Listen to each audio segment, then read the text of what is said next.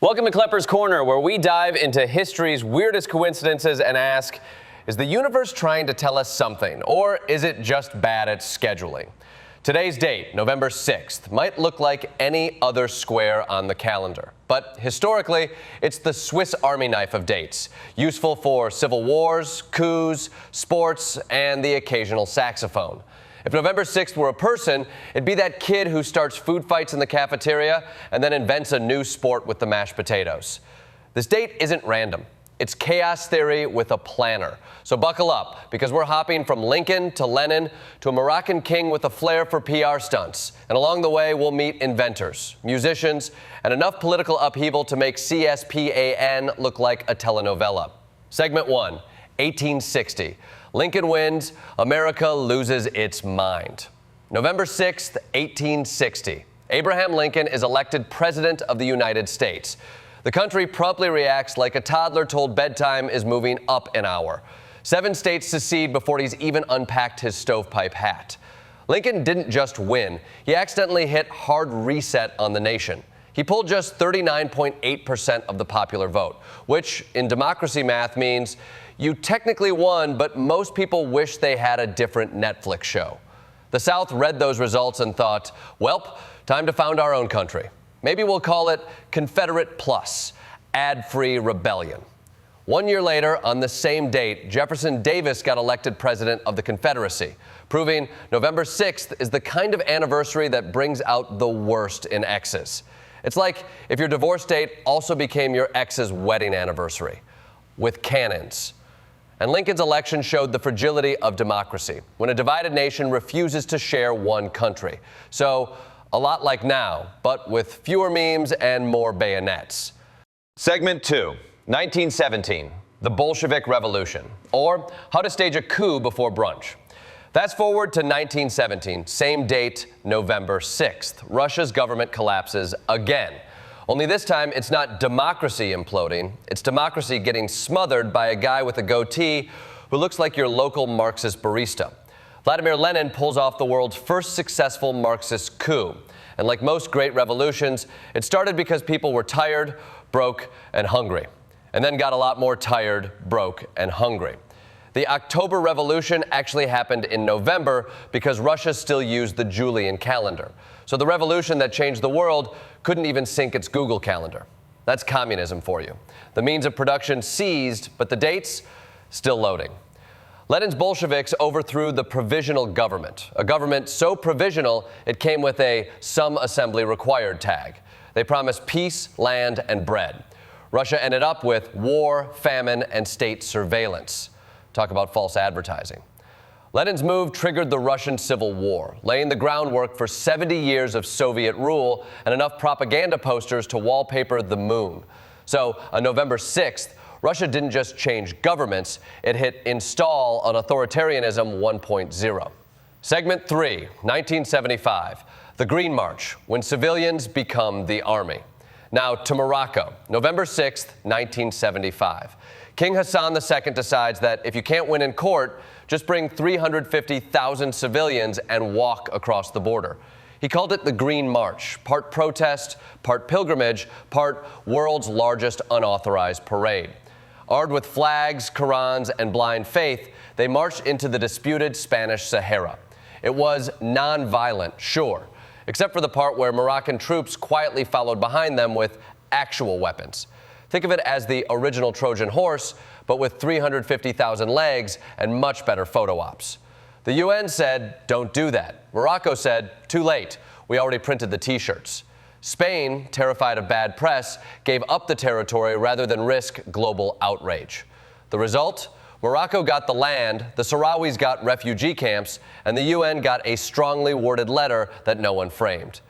The Green March became a masterclass in PR warfare, how to weaponize civilians for geopolitical gain. Today, governments still copy the playbook, but now they call it grassroots activism. Same trick, better hashtags. Segment 4, 1893, Tchaikovsky's Final Note. Let's shift from revolutions to symphonies. November 6, 1893, Pyotr Ilyich Tchaikovsky dies under mysterious circumstances. Officially, it's cholera. Unofficially, it's Russia, which means anything from assassination to, oops, wrong glass of water. Theories range from he drank bad water to he was forced to drink arsenic to he self-medicated with death. His final composition, Symphony No. 6, the Pathétique, premiered 9 days before he died, leading many to think he basically wrote his own funeral playlist. The finale fades out like the Wi-Fi signal at a Russian tea house. Even in death, Tchaikovsky was ahead of his time. He turned personal torment into immortal art, centuries before emo bands would make that a business model. His death remains unsolved, proving that even when the music stops, the conspiracy never does. Segment 5, the birth of sound, sport, and the stock market. November 6th is also a birthday bonanza for some of history's greatest inventors, people who shaped what we listen to, play, and lose money on. Adolph Sax, born 1814, invented the saxophone after surviving explosions, falls, and accidentally drinking acid. The man was basically the Wile E. Coyote of Belgium. His instrument bombed with orchestras but soared in jazz, the genre that proved humans could communicate deep emotion through sounds that scare your grandparents. Then there's John Philip Sousa, born 1854, the March King, the guy who made patriotism sound like cardio. His music turned parades into concerts and inspired millions to walk briskly in formation. And in 1861, James Naismith was born, the man who invented basketball. All he wanted was a winter sport less violent than football. Instead, he created a global obsession, sneaker empires, and the annual ritual of March Madness, where Americans bet their paychecks on 19-year-olds who can't legally rent a car. Oh, and Charles Dow, born 1851, co-founded the Dow Jones Index.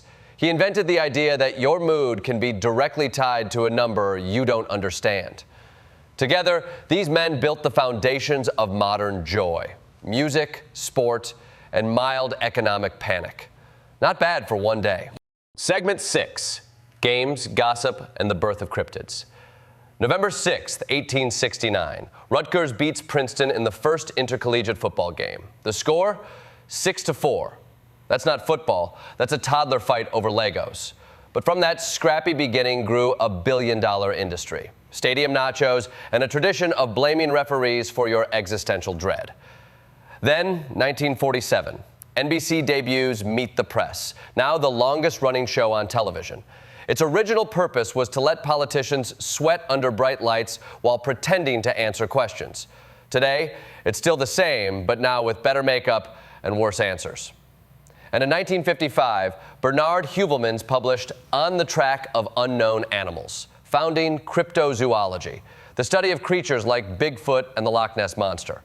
Finally, a science for people who couldn't decide between biology and fan fiction. He proved that curiosity doesn't need evidence. It just needs a blurry photo and a podcast. Segment 7, 1962, the UN condemns apartheid. On November 6, 1962, the UN passed Resolution 1761, condemning apartheid in South Africa. It wasn't binding, but it was historic. The first time the world collectively said, hey, maybe racism isn't a great long-term business model. Western powers shrugged at first because money talks, especially when it's invested in South African gold. But over time, the resolution built moral momentum, leading to sanctions, boycotts, and eventually Nelson Mandela's release. It proved that soft power, persistent, annoying, morally smug power, can actually change the world. Basically, the global equivalent of your vegan friend's Instagram stories. The irony? On that same date in 1975, the UN tried to stop Morocco's Green March and failed. One UN order ignored, one moral appeal that worked decades later. Turns out, history listens to who shouts the longest. Segment 8, a chronological grab bag of chaos. Let's speed run through the rest of November 6's highlights. 1429, Henry VI, age 8, is crowned King of England. Imagine trusting a third grader with nuclear codes. The kid still believed in dragons, which, to be fair, was England's foreign policy at the time. 1528, Alvar Núñez Cabeza de Vaca becomes the first European to land in Texas. He's greeted by starvation, despair, and mosquitoes. So basically modern Texas, but with fewer Buc-ee's. 1917. The Battle of Passchendaele ends after 5 months and 240,000 Allied casualties. They gained 5 miles of mud. It was history's most expensive spa treatment. 1984. Ronald Reagan wins re-election in a landslide over Walter Mondale. The result was so lopsided that Mondale carried only his home state and Washington, D.C. Even his reflection voted Republican. 1999. Australia votes no on becoming a republic. The Queen stayed. Apparently, the Aussies couldn't agree on how to pick a president. It's like saying, we'd love independence, but could someone else handle the paperwork? 2012. Tammy Baldwin becomes the first openly gay U.S. senator, proving that representation matters, and that Wisconsin occasionally does something other than invent new kinds of cheese. And in sports, November 6 keeps breaking barriers. First relief pitcher to win a Cy Young Award in 1974. First free agent signing in 1976. First rookie to win in 1981.